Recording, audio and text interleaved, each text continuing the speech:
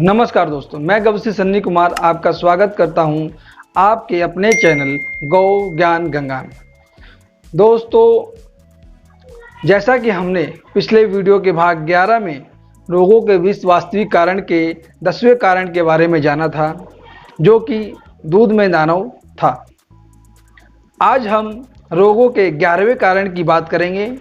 तो दोस्तों, शुरू करते हैं अब भाग 12। भोजन बनाने खाने के बर्तन कैसे होने चाहिए।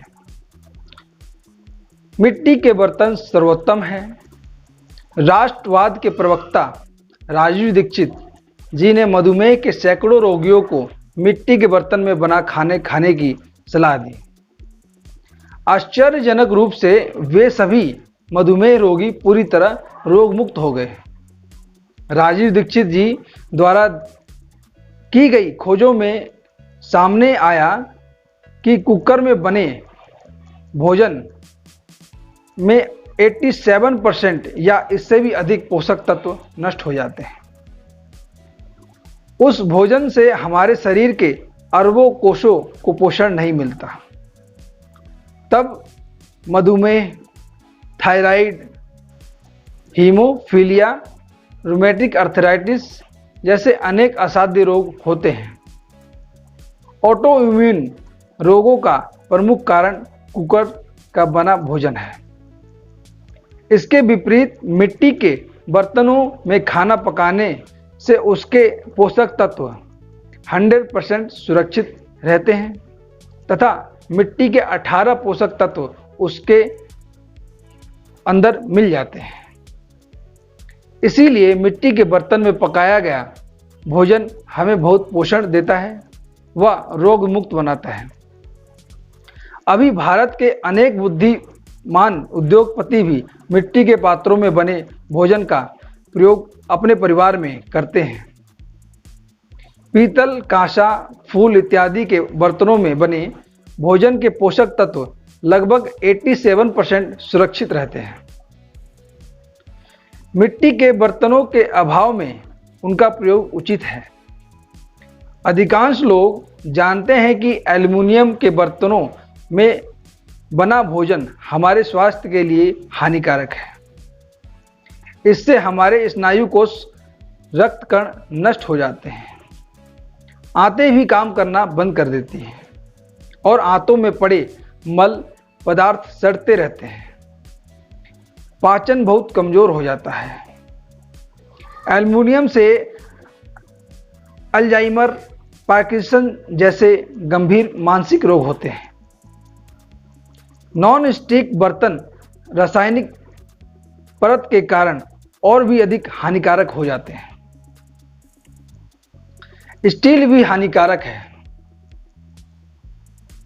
स्टील के बारे में अधिकांश लोगों को जानकारी नहीं है। यह विषैला है। सन 2010 से पहले हमें इसका आभास होने लगा था। इंटरनेट पर हम सन 2016 तक तलाश करते रहे, पर कोई प्रमाण या जानकारी नहीं मिली। उसके बाद सन 2018-19 में इंटरनेट पर कुछ शोध पत्र सामने आए, जिससे हमारी जानकारी की सही होने की पुष्टि या प्रमाण मिले। विचारणीय है कि क्या आज तक इस जानकारी को जानबूझकर छुपाकर रखा गया। सन 1907 और 1911 के बीच वैज्ञानिकों को पता लग चुका था कि स्टील तपेदिक दमा, पाचन की खराबी, मुंह, पेट, फेफड़ों से रक्त निकलना जैसे अनेक बड़े रोगों का कारण है। पर फिर भी इन तथ्यों को लोगों से छुपा कर रखा गया। सन 2007 और 2008 में एक बार फिर से अनेक शोध पत्र सामने आए, जिसमें स्टील के विषैले होने की जानकारी दी गई। इन जानकारियों को भी छुपा कर रखा गया। हमने इस बारे में बहुत पहले बताना शुरू किया कि स्टील स्वास्थ्य के लिए बहुत हानिकारक है, पर विशेषज्ञ व वैज्ञानिक यही कह रहे थे कि स्टील हानि रहित, नॉन रिएक्टिव है। सही यह है कि इसमें डाले गए क्रोमियम, निकिल इत्यादि धातु अनेक रोगों का कारण बनते हैं। क्रोमियम हमारे शरीर की प्रणाली को बहुत कठोर बना देता है।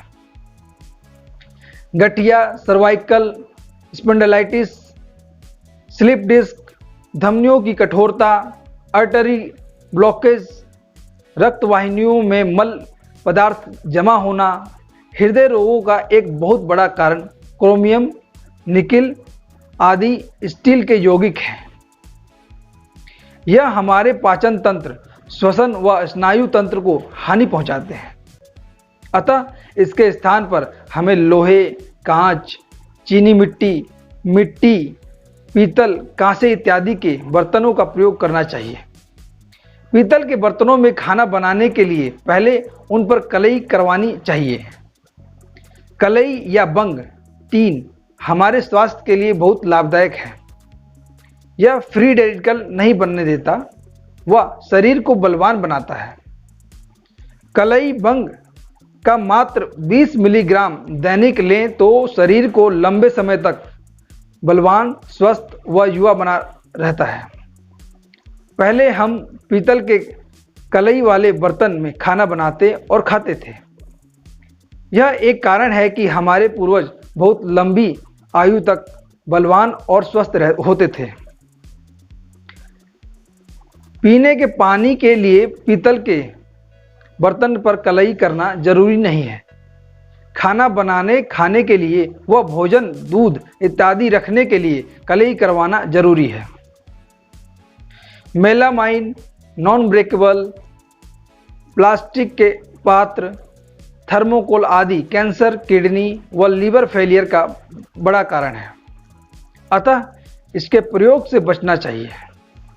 स्वर्गीय राजीव दीक्षित जी भी यही मानते थे कि स्टील हानि रहित है। आज वे जीवित होते तो अपनी इस जानकारी में जरूर संशोधन करते, जैसा कि उन्होंने गाय के बारे में अपने मत में सुधार किया था। पहले वे मानते थे कि गाय, भैंस सबका गोबर समान है। बाद में उन्होंने कहा कि केवल देसी गाय के गोबर का प्रयोग करें। इसी प्रकार उनका कहना था कि मासिक धर्म में स्त्रियां अपवित्र नहीं होती, पर हम जानते हैं कि रजस्वला स्त्री के संपर्क से अरबी के खेत सड़ जाते हैं, तुलसी सूख जाती है। इसका अर्थ यह बिल्कुल नहीं है कि वे विद्वान नहीं थे। वे हम जैसे सैकड़ों लोगों के कुल ज्ञान से भी अधिक ज्ञानी थे। पर कोई कितना भी बड़ा विद्वान हो वह सब कुछ जानता हो यह नहीं हो सकता। हम सब क्रमशः सीखते हैं। राजीव दीक्षित जी भी निरंतर सीखते जा रहे थे और अपनी जानकारी में सुधार करते जा रहे थे।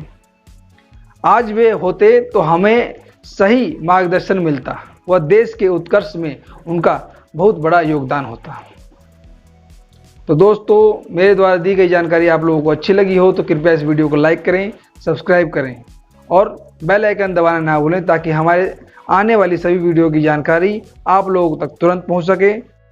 दोस्तों, हमने डिस्क्रिप्शन में कुछ प्रोडक्टों का लिंक दिया है।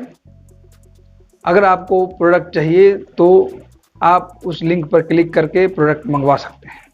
नमस्कार, जय हिंद, जय गौ।